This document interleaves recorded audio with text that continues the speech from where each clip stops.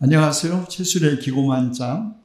오늘은 주후 100년경 시리아 지역에서 형성된 디다케에 이어서 초대교회 생활세계에 대한 정보를 주는 사도전승을 소개하려고 합니다. 사도전승은 3세기 이후에 발전된 각종 전래 문헌의 모범이 되었을 뿐만 아니라 지금도 사용되는 예식서와 기독교 전래서에 그 기본적인 틀이 남아있을 정도로 교회 안에서 지속적인 영향을 끼친 고전입니다. 사도전승의 저자 혹은 편집자로 알려진 히폴리투스, 학계에서는 저자나 그의 저술 시기, 저술 지역 문제 등에 대해서 분명한 대답이 없다고 합니다. 그러나 히폴리투스는 170년에서 175년 사이에 태어나 3세기 초 로마 교회 안에서 많은 저서를 남긴 중요한 인물이었다는 것은 분명합니다. 그런데 히폴리투스를 더 유명하게 만든 것은 그가 당시에 로마의 주교로 뽑히었던 칼리스토스가 노예 출신의 부제로 로마 성 밖에 있는 지하 공동묘지를 관리하던 사람이라는 이유로 그를 주교로 인정하지 않은 것입니다.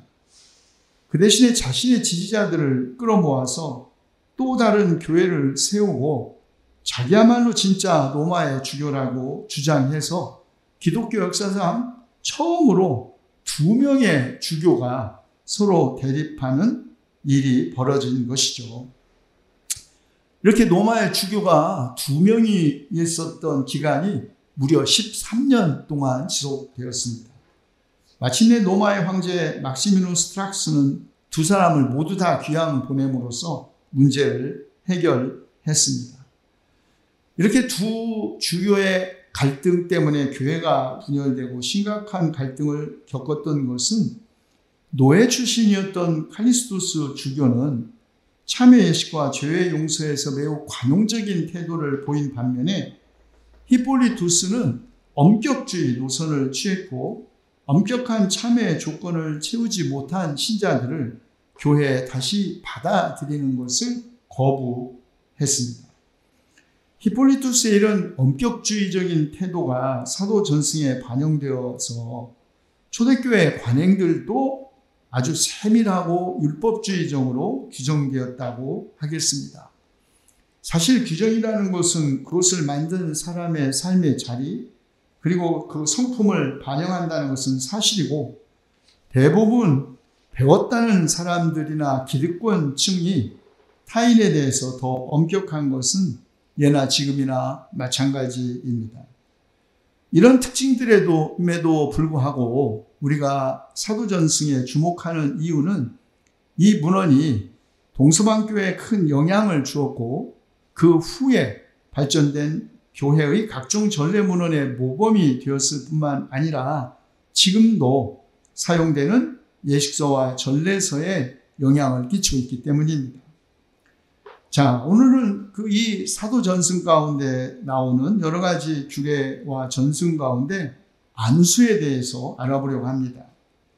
안수 전통에 대한 가장 오래된 초대교회 문헌인 이 사도전승에 의하면 감독, 장로, 그리고 봉사자의 서품 예식이 모두 안수와 서품 기도로 구성되었다고 합니다. 안수는 성령의 능력을 내려주는 의식이고 서품 기도는 서품자가 맡게 될 사명과 책임 한계를 규정하면서 이에 맞는 은총을 비는 내용으로 되어 있습니다. 감독 서품에는 감독들만이 안수할 수 있고 장로는 아무것도 하지 않고 다만 참석만 해야 했습니다. 안수를 통해 감독은 위대한 영의 능력 또는 대사제의 영을 받는다고 합니다. 장로 서품에서는 주례자인 감독과 다른 장로들이 안수할 수 있고 안수를 통해 장로는 은총과 의견의 영을 받습니다. 그러나 안수는 오직 감독만이 하고 서품하는 동안 다른 장로들은 안수 동작만 취해야 합니다. 왜냐하면 장로는 영을 받을 권한만 갖고 있지 줄 수 있는 권한은 없기 때문입니다. 봉사자 혹은 집사의 경우에는 감독 혼자 안수하고 안수를 통해 봉사자들은 은총과 열의와 열성의 성령을 받습니다. 집사 안수는 감독 혼자 하는데요. 그 이유는 집사가 사제직에 소품되는 것이 아니라 감독자로부터 명령받은 것을 이행하고 감독에게 봉사하기 위해 소품되기 때문이라는 것입니다. 가톨릭은 서품, 곧 품을 준다라는 단어를 사용하는데요. 개신교에서는 임직, 곧 직무를 맡김이라는 단어가 더 널리 사용되고 있습니다. 저는 안수와 관련된 이 두 단어의 차이, 서품과 임직이 이 두 교회의 차이만이 아니라 안수에 대한 이해에서도 큰 차이를 보여준다고 생각합니다. 서품에서 품은 물건의 성질과 바탕을 나타내기도 하죠. 상품, 물품 등과 함께 쓰일 때 말입니다. 그러나 동시에 사람의 바탕이나 타고난 됨됨이 성품 혹은 인품으로 쓰이죠.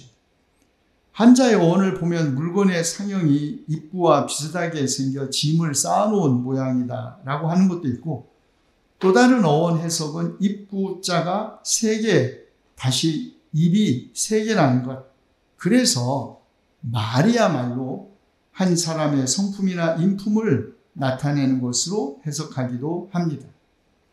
안수는 직분의 거룩함 때문에 행해지는 것이지 직분을 맡는 사람이 거룩하기 때문에 주어지는 것이 아닙니다.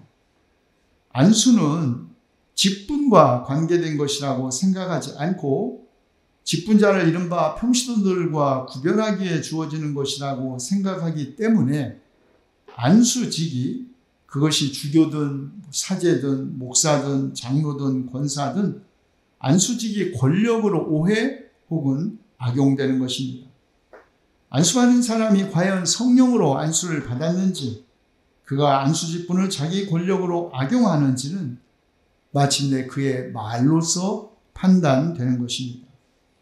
그래서 베드로전서 저자는 생명을 사랑하고 좋은 날을 보려고 하는 사람은 혀를 다스려 악한 말을 하지 못하게 하며 입술을 닫아서 거짓말을 하지 못하게 하여라 라고 말했고, 야고보서 기자는 누가 스스로 경건하다고 생각하면서도 혀를 다스리지 않고 자기 마음을 속이면 이 사람의 신앙은 헛된 것입니다 라고 말한 것입니다.